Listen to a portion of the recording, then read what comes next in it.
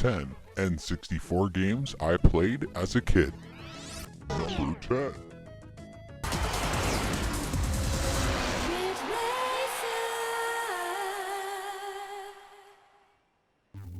Ridge Racer 64. This was one of the first car racing games I played as a kid, and it holds a special place in my heart. The rush of trying to get lap to lap with time still on your side.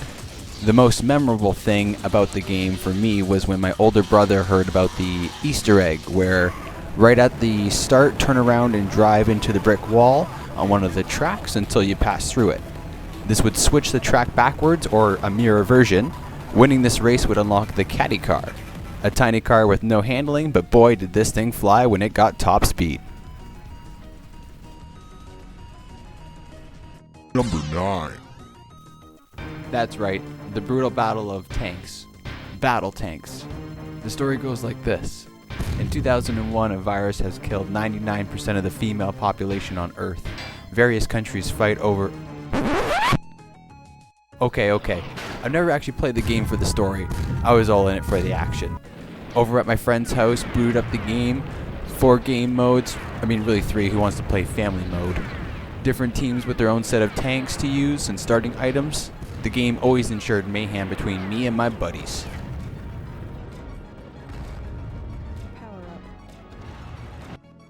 Number 8. One of the first games I played with a real spooky vibe. Quake was one game I always had wanted to play as a kid. I had a hard copy for PC, but never had a good enough computer to actually play it. What else to say? It's Quake. Number 7. Damn, I'm good. The king of kicking butt and taking names. Duke Nukem was one of the first titles catered to a mature audience that I played, and boy was I glad my parents actually allowed me to play it.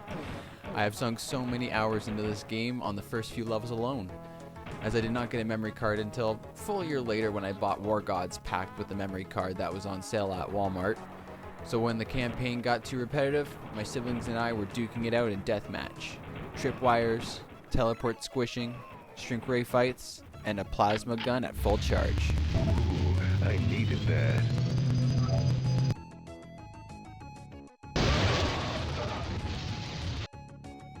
Number 6.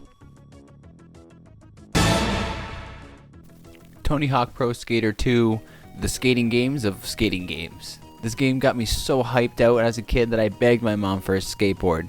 I got this retro hand-me-down skateboard that we got from the basement, but that didn't stop me from trying to do 50-50s and sweet kick flips. Though I just ended up scraping my knees and bruising my ego. But all those tracks, man, still tight as hell and remind me of the game this very day.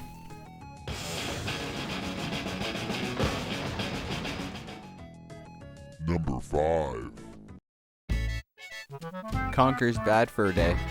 Everyone's favorite drunken squirrel takes the slot number 5.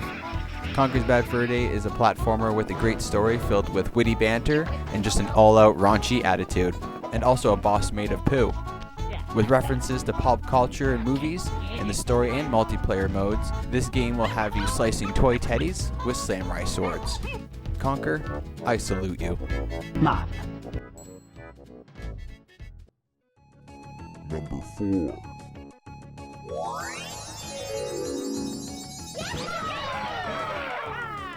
Mario Party series. I've added the series to this list as each one has their own positives and negatives in my eyes. Take the first one.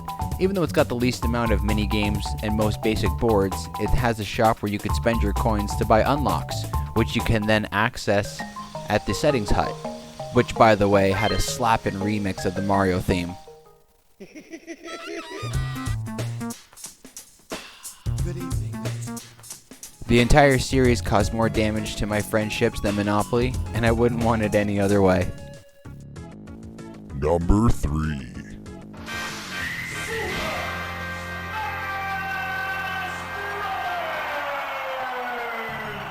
Obviously, this had to take a place on my list. This game not only created its own version of the fighting genre, with characters any gamer on the N64 would recognize, but also a whole community which sparked the want for tournaments and eventually made its way into a whole competitive esport. Oh, and Kirby is best character.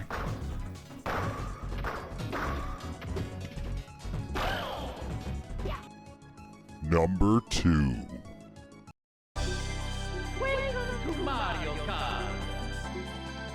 Mario Kart 64. Some would say other games would be better off suited for this slot, but to me, Mario Kart deserves this more. A game where even my dad would pick up the controller and play a cup with us. The easy controls, simple mechanics, and turtle shells that make you want to hit that reset button are some of the few reasons why this game makes it to my second.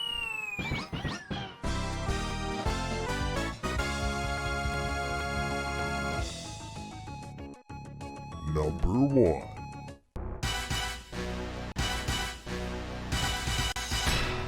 Without a doubt, 007 Goldeneye is one of the best games on the Nintendo 64. The absolute mayhem of the multiplayer and the insanely fun single-player modes. This game did so many things right, and I still find it fun to play to this day. Just make sure not to play only explosives.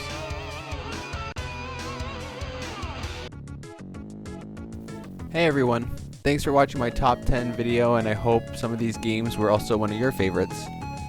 Before I end the video, I did want to mention that I heard Zelda games were absolutely fantastic on the N64, but I never got a chance to play them as a kid. If you like this video, please do that like, comment, and subscribe thingamajigger. Also, let me know what other top 10 lists I should do or that you guys might be interested in. And also down in the comments, let me know your top 3 games you played growing up. Okay, what outro?